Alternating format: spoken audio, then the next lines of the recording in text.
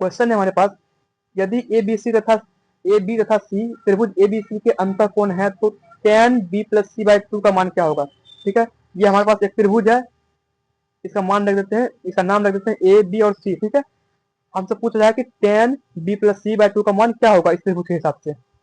अब देखिए, कोई भी त्रिभुज होता है उसका जो होता है ए बी और सी का मान, ए प्लस बी प्लस सी यानी कि तीनों कोण का मान 180 डिग्री होता है। कितना होता है, 180 डिग्री होता है। कोई भी त्रिभुज लेंगे हम, सब तीनों कोण को अगर जोड़ेंगे कितना डिग्री पूरेगा, 180 डिग्री ही पूरेगा मेरा। ठीक है, हमसे क्या पूछ रहे हैं, बी और सी का हमको मान निकालना है यहाँ पे। तो बी और सी, बी प्लस सी बराबर कितना आ जाएगा, 180 बटे 180, ये ए इधर जाएगा तो माइनस ए हो जाएगा।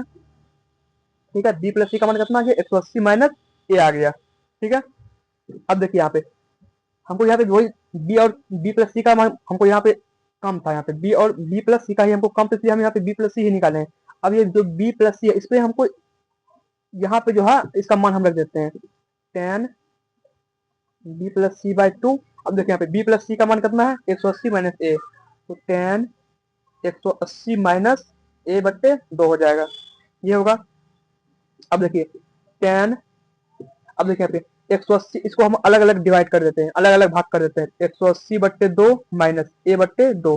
अगर कोई भी चीज अगर ऊपर में एक ही में है और नीचे में उसको कोई किसी से वो डिवाइड हुआ है तो वो अलग अलग वो डिवाइड हो सकता है, मतलब अलग अलग उसको हम भाग दे सकते हैं। ठीक है, यह हो जाएगा tan, अब देखिए 180 बट्टे 2 हो जाएगा 90, 90 हो जाएगा, 90 माइनस ए बट्टे 2।